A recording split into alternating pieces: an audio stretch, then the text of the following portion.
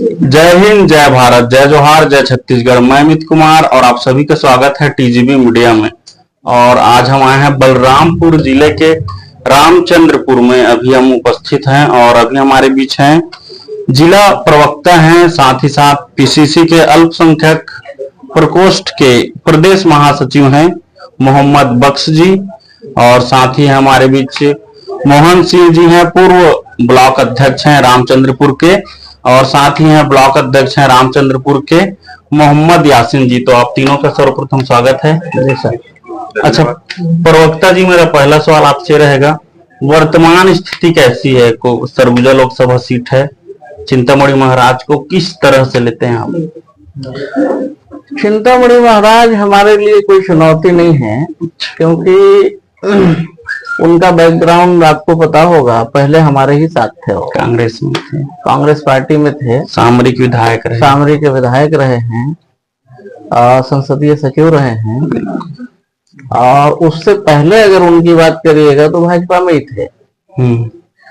तो उनका जो क्षेत्र में एक उनके प्रति लोगों का जो भावना है, वो सबको पता है कि कल कहाँ होंगे ये कोई पता नहीं है। तो हमारे लिए कोई चुनौती नहीं है।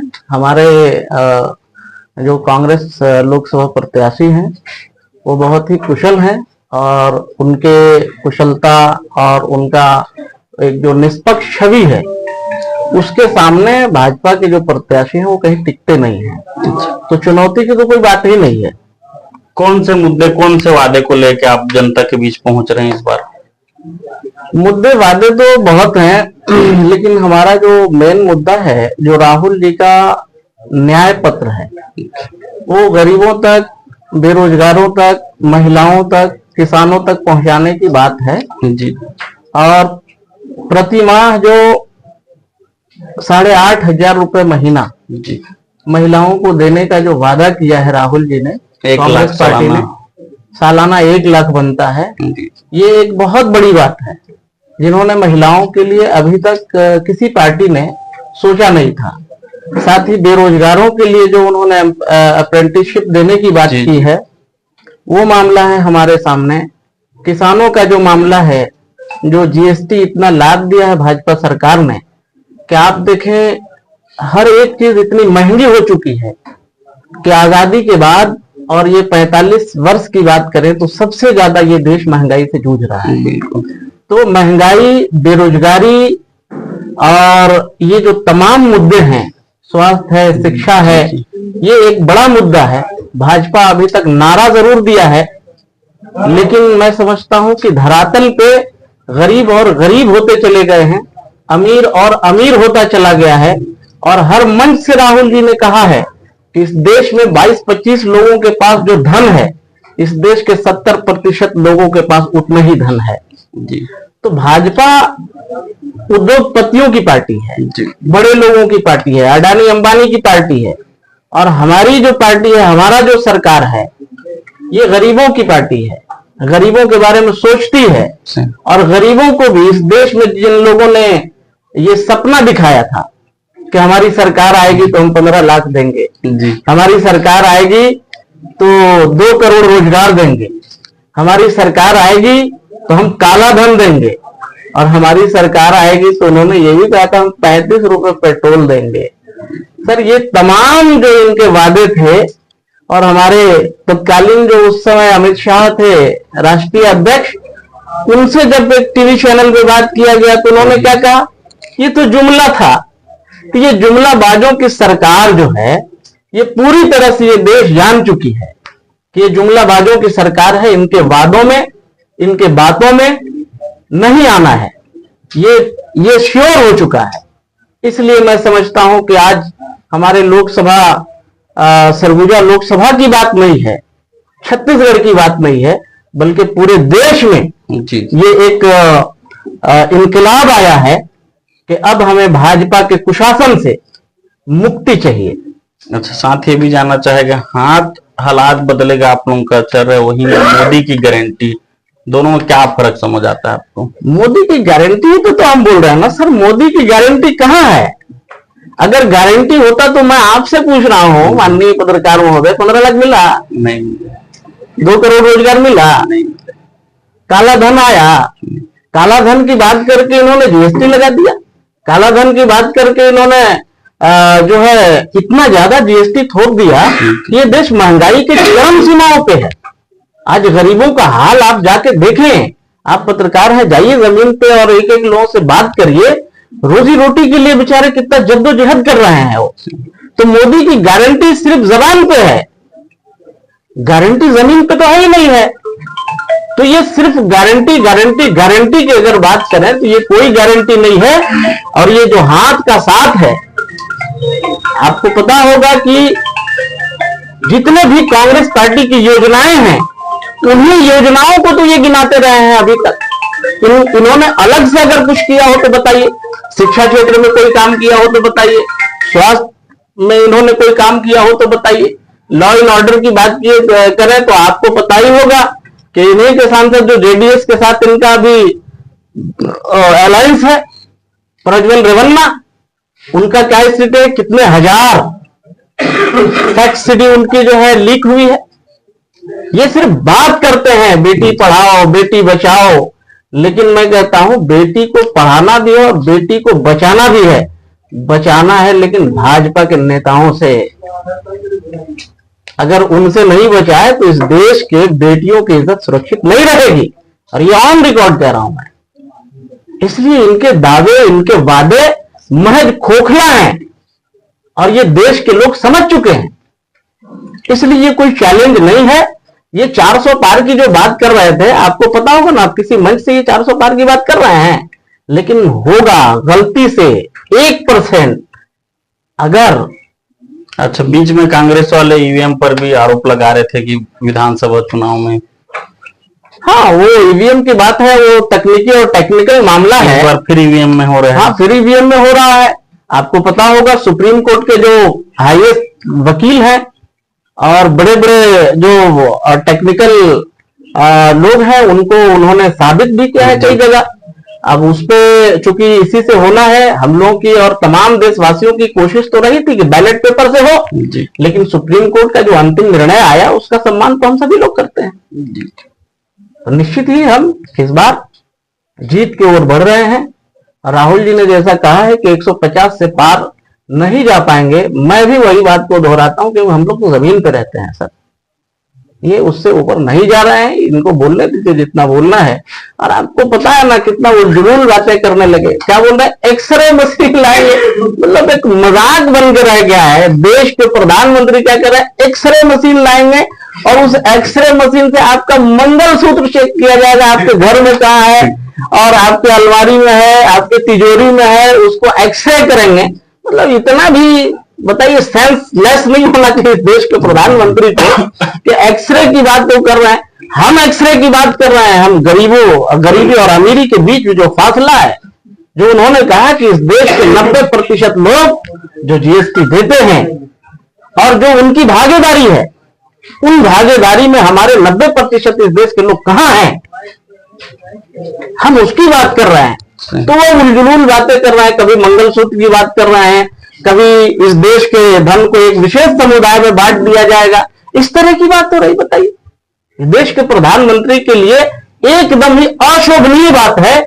और मैं आपको भी कह रहा हूं, पूरी हिस्ट्री उठा के देखिए, कभी इस तरह के कोई इस देश का प्रधानमंत्री नहीं बोला है।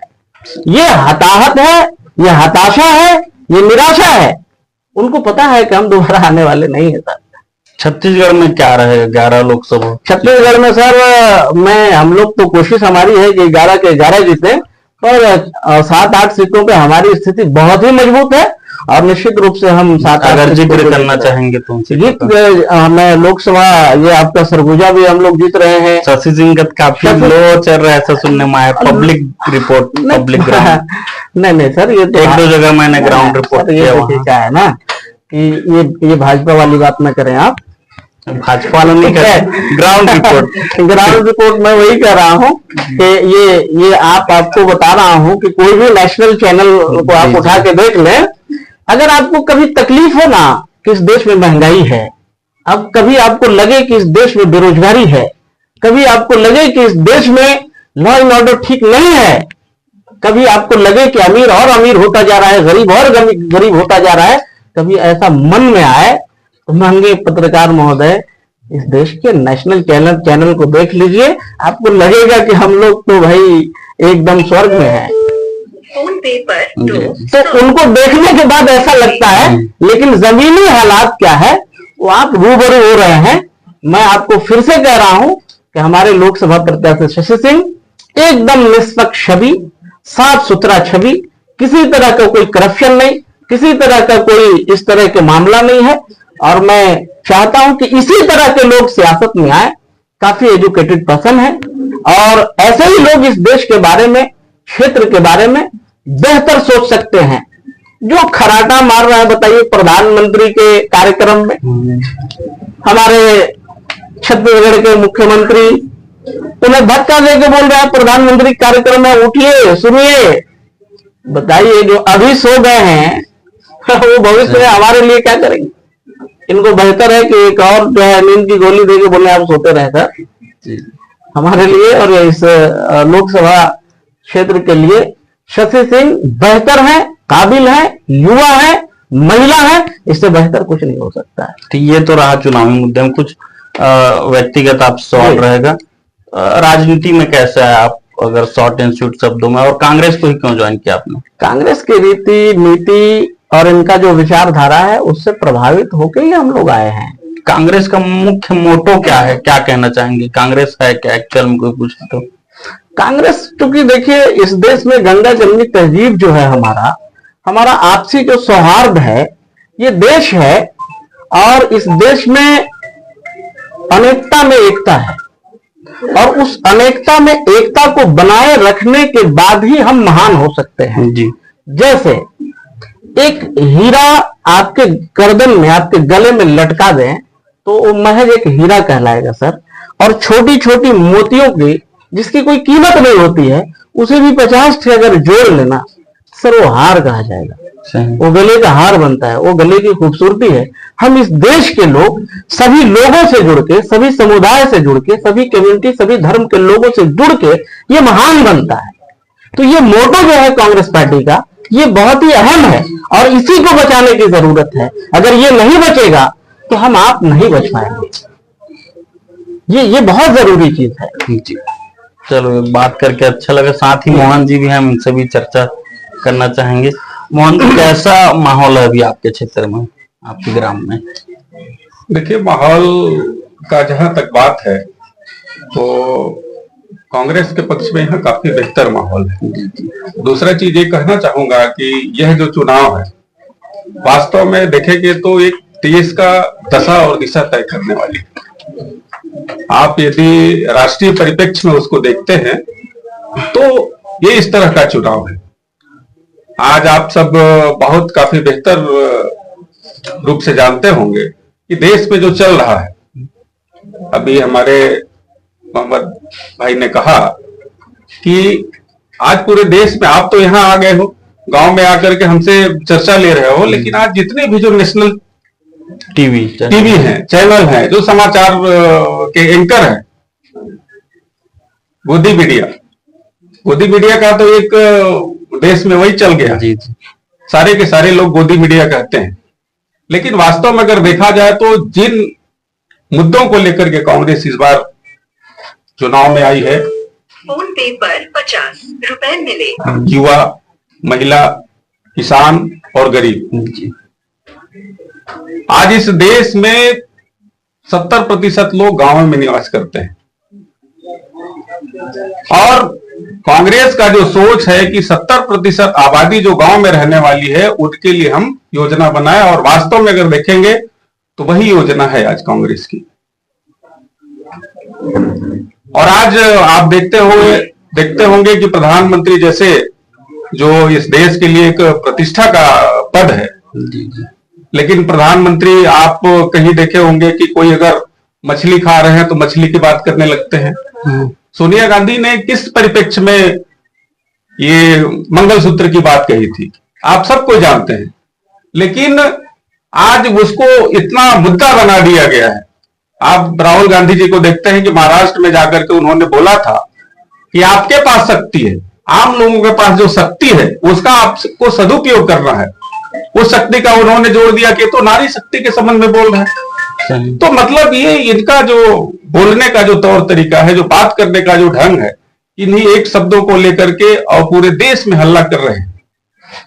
आप इस मोदी की गारंटी शब्द का आपने इस्तेमाल किया अभी, जी। आप समझ रहे हैं कि कौन सा मोदी की गारंटी, किस चीज की गारंटी? आपने तो कहा था गैस सिलेंडर हम 500 रुपए में देंगे छत्तीसगढ़ में, वो कहां गया आपका? 500 रुपए में अभी भी गरीबों को यहां गैस सिलेंडर नहीं मिल रहा।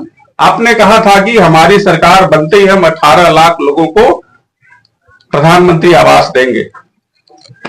अभी तक कल का बयान है कि माननीय मुख्यमंत्री जी ने कहा कि सेंट्रल से हमारा पैसा नहीं मिल पाया। अरे क्यों नहीं आ पाया भाई? पिछले 4 महीना हो गए आपकी सरकार बने, और 4 महीना के दरमियान आपकी सरकार सेंट्रल में, आपकी सरकार स्टेट में, फिर भी आप रोना रोते हो कि हमके तो केंद्र सरकार ने पैसा नहीं दिया, इसलिए हमने इंदिरा आवास के हितग्राहियों को पैसा रिलीज नहीं कर पाए। तो ये केवल इनको दिखावा है। एक आचार्य ने कहा था अभी, संत क्या धर्माचार्य, जो क्या बोलते हैं उनको, शंकराचार्य जी ने कहा था अभी कि आप देखोगे कि दिन भर पूरा दिन 22 जनवरी को जो राम मंदिर का उद्घाटन हुआ है, वो सोचे कि पूरा भारत भक्तिमय हो जाएगा। अरे यहाँ तो ऐसे ऐसे लोग रहते हैं, यहाँ तो समभाव की सद्भाव की राजनीति चलती है। हिंदू मुस्लिम सिख ईसाई, ये किसका नारा था? ये कांग्रेस का ही नारा था। हिंदू मुस्लिम सिख ईसाई आपस में है भाई भाई। यह नारा देने वाला अगर किसी पार्टी है तो वो कांग्रेस ही है। लेकिन वो अधूरे मंदिर का मैं शंकराचार्य की बात कर रहा था, शंकराचार्य जी ने कहा कि कोई भी मंदिर जब तक पूर्ण नहीं होता है, उसके गुंबज में उसका क्या होता है, जो गुंबज आप बनाते हैं वो उसका सिर है जी, लेकिन अभी तक वो गुंबज नहीं बना। अब आपने उद्घाटन कर दिया। उनने 2 शब्द बोला कि अगर आप बगैर मुहूर्त का अगर आप किसी काम को करते हैं तो देश में अनिष्ट होने का खतरा है। आज वही हो रहा है इस देश में। आज सब भटक गए हैं, अपने मुद्दों से भटक गए हैं। कभी आप नहीं सुनेंगे कि आने वाले 2047 में हम इस भारत देश को विकसित राष्ट्र बनाएंगे। अरे 2024 और 2014 से 24 के बीच में आपने क्या किया वो तो लोगों को बताओ आप। वो तो आप बता नहीं रहे हैं कि हमने ये किया, देश के लोगों के लिए किया। हमने बेरोजगारी दूर कर दी, हमने किसानों को समृद्ध कर दिया, उनकी आय दुगना कर दिया, पेट्रोल डीजल हमने सस्ता कर दिया। ऊपर से आप जीएसटी लगा करके किसानों को जो मिलने वाला जो है वो कृषि यंत्र, उस पर भी आपने जीएसटी लगा दिया। आज हमारी सरकार बनती है, प्रदेश ये देश में अगर कांग्रेस की सरकार आएगी तो किसानों को मिलने वाला जो कृषि यंत्र है और उसके खाद बीज है सारे के सारे जीएसटी मुक्त होंगे। आज आप ट्रैक्टर लेने जाओगे तो 3 लाख 4 लाख रुपए उसके जीएसटी अगर जोड़ लो तो कम से कम 3 लाख रुपए आता है जी, आता है ना। तो आप किसान का जो उपकरण है, किसान जैसे खेती बाड़ी करता है, उन उपकरणों पर भी आप इतना ज्यादा जीएसटी लगा दिए हो। इस देश का किसान खुशहाल कहां है? यहां तो बेहाल हो गए। बाकी इस क्षेत्र की जहां तक हम बात करें, आज हमारे लोग काफी सशक्त हैं और जरूरत है हमको हर घर में, हर गांव में अपनी बातों को पहुंचाने का। और जिस परिवार में यह बात हमारी पहुंच रही है, वास्तव में वो परिवार चाहे किसी भी पार्टी से संबंध रखता हो, निश्चित रूप से वो कांग्रेस के साथ वोट करेगा।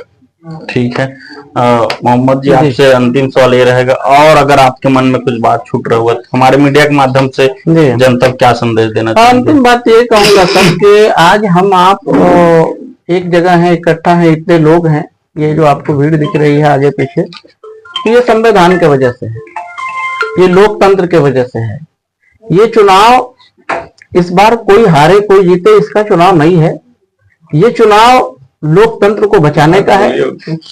इस देश में जो जमहूरियत है वो कायम रहे, इस बात का चुनाव है। इनके कई सांसद, कई मंत्री बोल चुके हैं कि हम 400 पार, 400 सीटें मुझे दीजिए, मैं आरक्षण को खत्म करूंगा, संविधान भी बदल देंगे, संविधान बदलने की बात कर रहे हैं ये। तो स्वाभाविक चीज है, जब इस देश का संविधान जो मूल आत्मा है, अगर वो नहीं बचा तो हम आप कैसे बचेंगे। तो इस देश में ये चुनाव जो है, ये संविधान बचाओ चुनाव भी है। संविधान नहीं बचा तो हम आप नहीं बचेंगे। संविधान में हमें इक्वालिटी दी गई है, बराबरी का अधिकार दिया गया है। आप कौन है क्या है नहीं जानता हूं मैं, लेकिन संविधान के वजह से ही आज हम किसी से आंख में आंख डाल के बात कर सकते हैं। ये लोकतंत्र मुझे अधिकार दिया है, फ्रीडम है, फ्रीडम ऑफ स्पीच है, फ्रीडम ऑफ रिलीजन है। तो ये अगर संविधान नहीं बचा तो आप देख लें कि क्या स्थिति निर्मित हो जाएगी। तो ये देश इस बार ये दिशा और दशा को तय करेगा कि हमें संविधान बचाने वाले लोग चाहिए या संविधान बेचने वाले लोग चाहिए। तो मुझे निश्चित ही भरोसा है ये देश संविधान बचाने की तरफ सभी लोग जाएंगे। संविधान बचेगा तब हम सभी लोग बचेंगे। ये 400 पार का जो नारा है ना, कुछ जाए या ना जाए, ये जाए या ना जाए, अगर गलती से एक बार अगर ये आ जाए तो पेट्रोल डीजल 400 पार जाने वाला है। चलो ठीक है। और एक अंतिम बात कहूंगा जी, किसी भी देश को ऊंचाइयों पे ले जाने के लिए सबसे बेहतर तरीका क्या है? शिक्षा को मजबूत किया जाए। सही। जब आप हम सभी शिक्षित होंगे तो ये देश मजबूत होगा। इस देश का बादशाह, मैं बादशाह इसलिए कर रहा हूं कि संविधान खत्म करने जा रहे हैं और वो फिर से वो प्रथा को लागू करने चाहते हैं।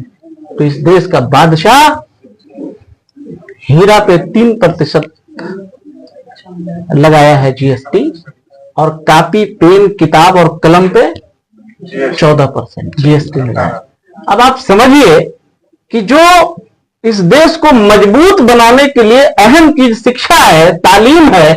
जब तक आप शिक्षित नहीं होंगे आप कुछ नहीं कर सकते हैं। वहां पे आपने कितना लगा दिया जीएसटी? 14%, 18%, पेन पे, पेपर पे, किताब पे। ये देश कैसे आगे जाएगा?